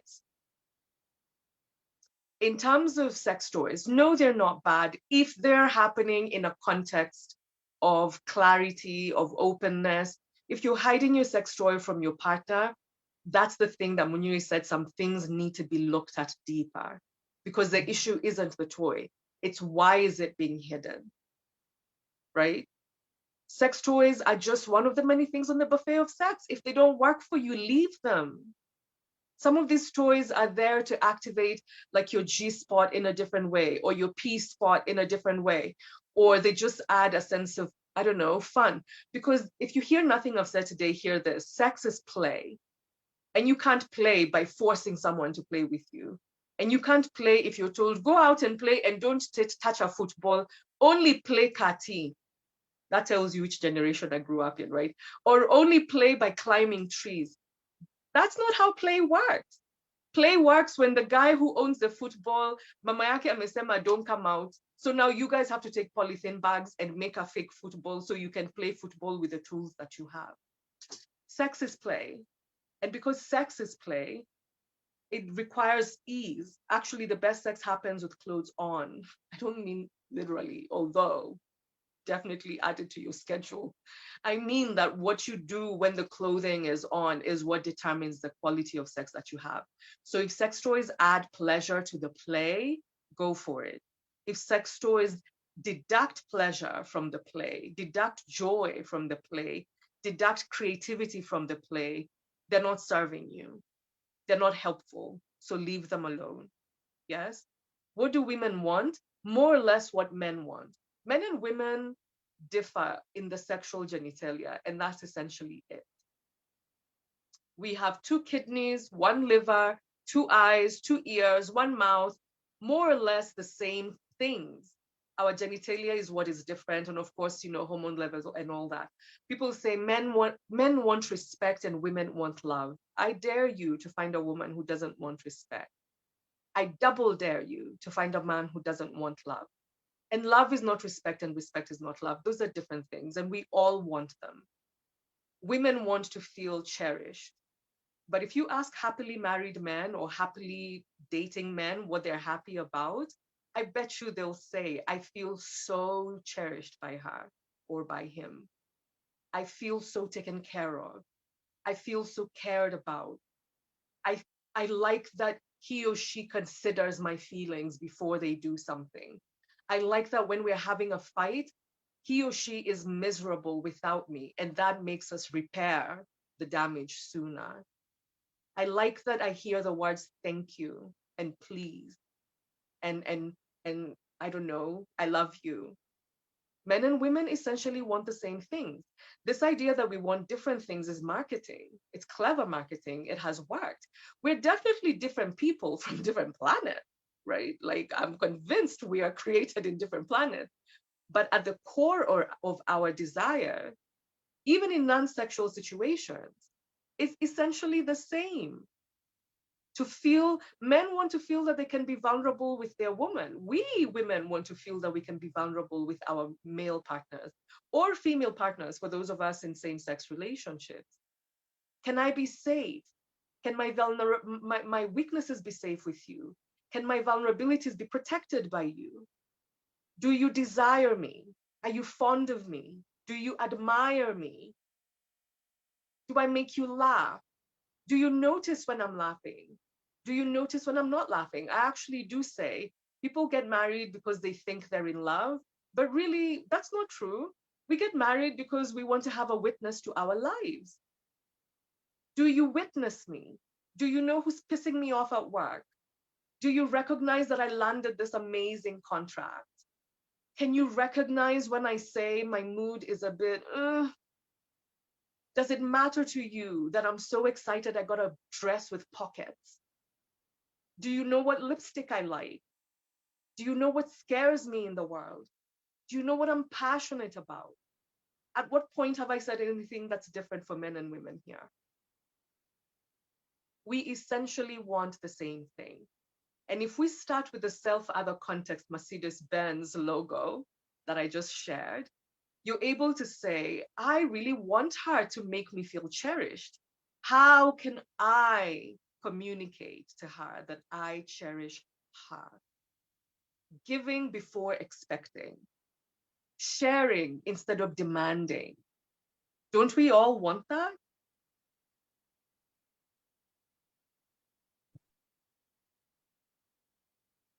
Tumepigwa na alama ya butwa. Okay, it's the 2-hour mark. Yeah, it's a 2-hour mark. So let's see. Okay, we're gonna have the second part 2, which will deal with the Shalom's crew, the younger people who are having sex, because we need to teach them not to have sex, but just to be responsible sexual behavior. But I just want us to go through this as panelists. What do you know for sure? As in, from what you know now, what will you tell people how to approach sex, and for us to normalize this conversation, and to, like, what are your take-home nuggets? Kizungu imeisha, hiyo huisha. So let's start with Shalom. Yeah, Shalom, David, then Maggie, then Sarah. You will close mkutano kabisa. I'm even dressed for my next occasion. I am going to talk to children in church. Munyombe. Okay, let's start. Shalom, go.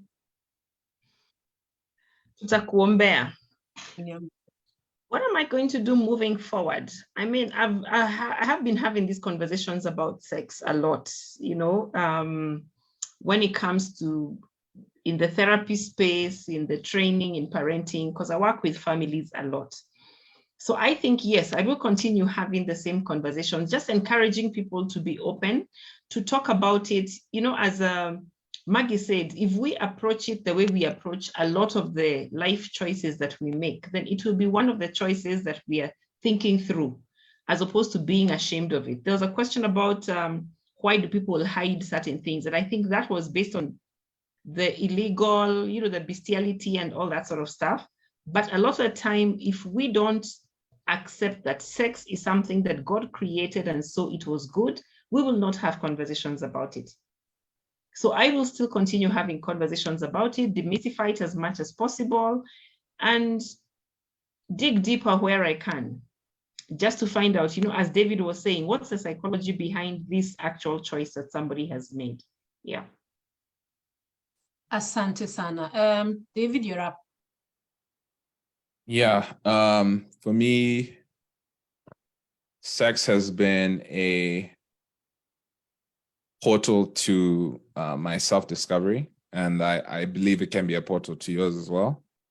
For a large part of my life, sex was attached to secrecy, shame, sexual abuse experiences I had as a child. This idea of me wanting to be a people pleaser, where I'm this person around certain people and this person around others. And there was always somehow sex was involved in that way. And then later in my marriage, sexual dysfunction and secrecy from my wife, and leaning into it instead of being afraid of it has allowed me to engage my story in a way that has just, it's been a blessing. It's allowed me to be vulnerable and to understand what true intimacy is. And yeah, your sexuality is a powerful thing in the sense that it's connected to the rest of you, and there's much you can learn about yourself if you don't fear it, but you seek to engage it, understanding the stories that you've come to believe and the stories that will help you going forward. So I would say engage with your story, and engage it through that as well. Talk to somebody as well. Try and don't just do it by yourself. And you realize that there's much you can learn.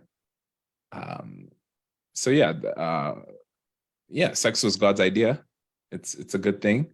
And but again, it is powerful, and there are ways that we can use sex to cope in maladaptive ways that are not healthy for us. And so again, it's just a story, and sex is part of us, and so it's part of our story. So engage with your story.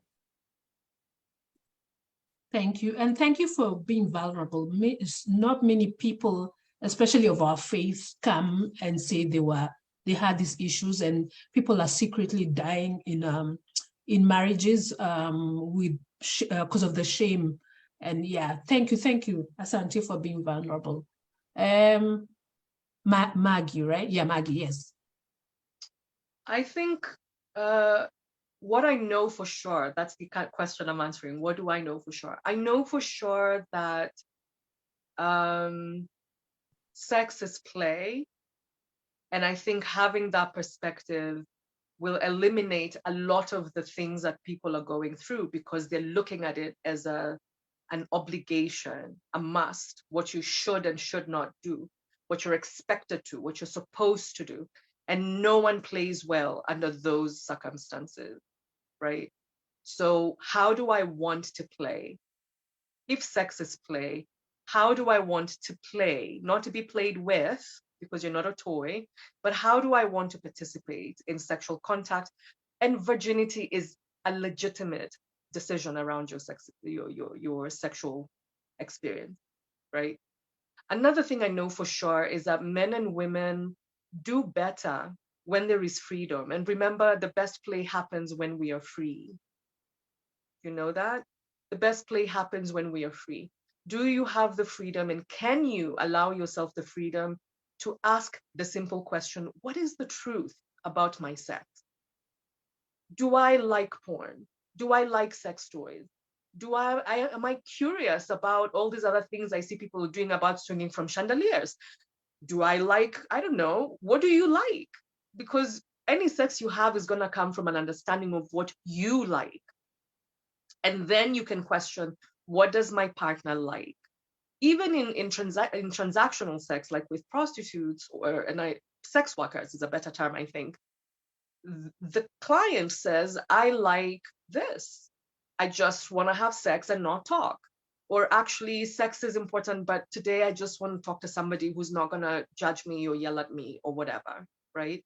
So if they can do that for the transaction, what can you do for the non-transactional, emotional, pleasurable sex, whether you're committed or not, right?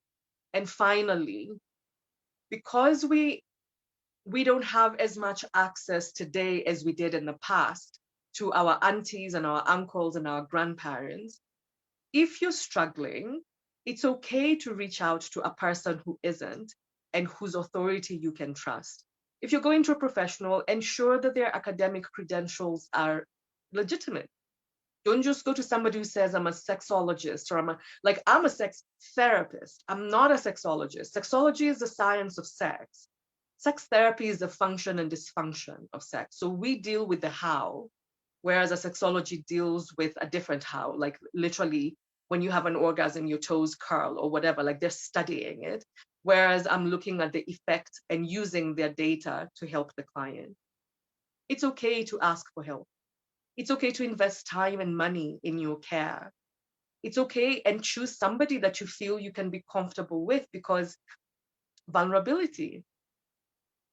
Play comes with vulnerability. It's about playing with your friends and knowing I could win or I could lose, and it's going to be okay in the end. We're all going to go out and have soda after, right? It's okay to have your values. I don't take a very legalistic view of many things in sex, but my clients might. So can I respect their values? If you go to a therapist and they're imposing their values on you, you need to know you're dealing with an unethical person. Whether you're Christian or you're Hindu or you're Muslim, the professional you choose to work with must leave you feeling that your values are important to them, because they are, because that's the gig. If I want my values to be primary, I'll pay for my own hour with my own therapist. And then I can talk about my values all day. You get what I mean? When you seek a professional, get some clarity about what you're seeking from that professional. What am I hoping to get? That's a question I ask session 1. What are you hoping for in our work together? And if they don't know, I help them figure it out. So, sex is play. Ask yourself, what is the truth? And have your truth what you know, and then now you can explore the other and then the context and ask for help. If you don't have a trusted auntie, trusted uncle, trusted is the key word. You may love your pastor, but you don't necessarily trust them. Don't go there, right? Then get a trusted professional. Google is your friend. I literally ask people, snoop on me. Go on my Instagram, it's Maggie the Therapist. You know, like go on YouTube, go on Google, Maggie Gitu, Gitu. Look me up so you see ama wazimu yangu inaweza pelekana na wazimu yako. Do you know what I mean? Like, do the work necessary to get the help that you need. But yes, do get help. And I must thank Dr. Carol Chakua, because she's the one who knows wazimu zetu zingepelekana, for bringing Shalom and Maggie to us. Thank you. Saya, for bringing David. Thank you. Okay, Saya, you're up. So, so thanks to everyone for coming. What have I learned about sex so far? One is sex is not good. Sex is a God idea, and which elevates it to something. It's so it makes it great. 2 is all scripture is inspired, including Songs of Solomon. And when you read the book of Songs of Solomon, it's nothing more but a book of steamy romance. In fact, it's so steamy, some people have had to spiritualize it for them to be able to take it down. You know, they've tried to allude it to other things than what it is. You know, they've tried to say it's Christ speaking about the church. Then you read it, you're like, this can't be Christ on the church. This is pure hot romance. In fact, when you read the historically, I think the Jews used to request that you read the book when you're 30 and above for you to handle what it is saying. So God is not opposed to sexual expression, to sexual intimacy, to sexual fire, to sexual desire. In fact, the when you read the chronology of the Bible, the last verse that is written before we are introduced to the question of sin, which is the last verse of Genesis 2, it says, and the man and his wife were naked before the Lord, and they were not ashamed. So God is not opposed to sex. From the Christian point of view, therefore, God is opposed to anything, therefore, that either robs the beauty of sex or B, perverts the meaning of sex away. And so what is it called? The exclusiveness, the boundaries that God allows or has thrown, at least from the biblical point of view around sex, are not intended to introduce shame into the equation, but they're actually meant to put guardrails within. It's a difference between if we threw a soccer ball on the streets and we kicked, you probably would have a brawl. It's just the ball goes anywhere. But when you restrict it to 100 by 50 with lines and rules, it converts it into a game. So the same way Maggie has been saying, sex is play. From the Christian point of view, the play has rules, the play has boundaries. So like from the Christian point of view, the play space is called marriage. The rules are, I like it the way it says in Philippians, it says whatever things are pure, whatever things are just, whatever things are noble, if there be any virtue in these things, think about them. So the few things, like for instance, I disagree with Maggie, and she said on values is, that I agree with her that porn is actually a genre of film, but I disagree that it is a genre of film that for the person who wants to operate their sexuality, or at least their marriage, within the boundaries of what Christianity, the bar of Christianity considers is, that's not a genre of film or consumption that should be, included. The other thing is God is opposed to things that are about self, and that promote selfishness. So generally the whole idea of masturbation is an outcrop of the same, or promotes self or selfishness, which is the reason behind why God in his word is, opposed to the same. However, within the confines of what is called play, we have we as human beings and we as sin, or people who do sin, have introduced so many other things that bring shame into the play space, and this becomes a matter of concern.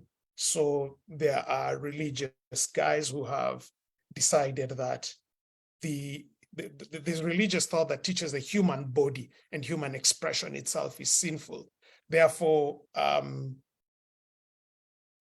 it has promoted in some quarters the idea of shame associated with sex, even when that sex is being done within the confines of marriage, and at times needlessly so.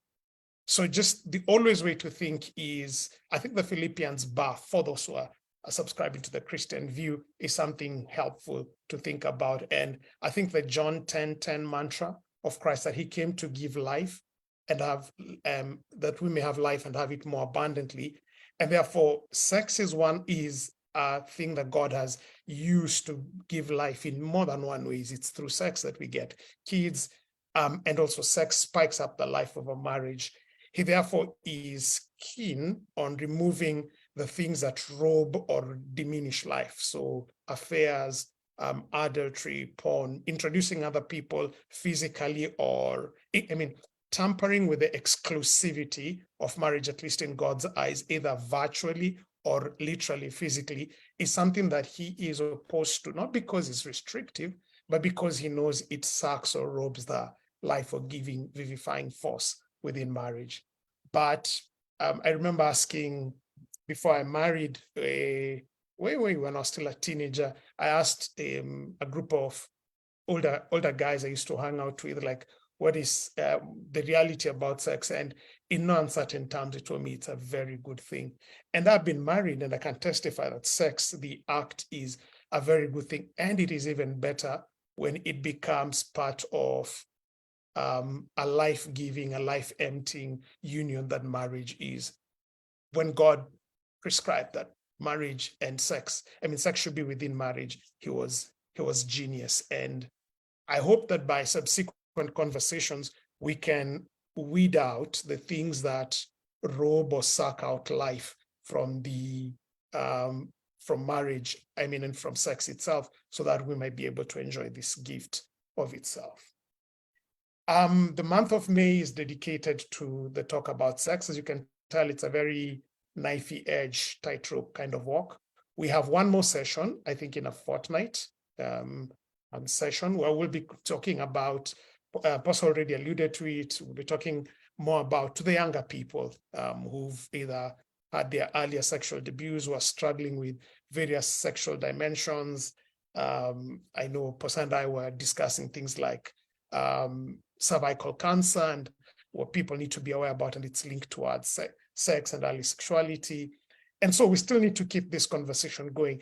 Granted, because of the taboo associated with sex and everything, we've even noted that the material, the post we're putting out there, guys are tiptoeing, not touching it. But hey, I think this one, we are treating it like talking to teenagers. We're talking, as people would be able to still listen. But we would really appreciate if you could keep engaging, if you could address your questions, your disagreements, your issues that you want to still be able to address this. I believe our various panelists will share their handles, and we'll be able to, when we put out this video, we'll be able to share the handles where you can interact with their work and their craft. I know David has a podcast that he puts out on matters relationship. Maggie has notified us about the handles you can get about the work she does. And I believe Shalom will also share the same. As for this discussion, you can always find us on YouTube at Saya Jackson. And we also have a particular channel we put these ones on. It's called Authentic Dialogues. So you can subscribe to both channels. You can follow us on Instagram. It's One Saya Jackson. TikTok, One Saya Jackson. Instagram, One Saya Jackson. YouTube at Saya Jackson. Facebook, Authentic Dialogues with Saya Jackson. So I'm glad you are here, and I think together we all can make a difference. Thanks for every participant who made it, and thank you, Sharon, thank you, Maggie, thank you, David, and thank you, Posa, for making it here. So normally what we'll do is after this, we will stop the live stream, and those who want to ask some question faragani, that is, they don't want it to be put online, can be able to do so. Those are some of the advantages of coming for the live. So once again, thanks, and peace be upon you. Back to you, Paul.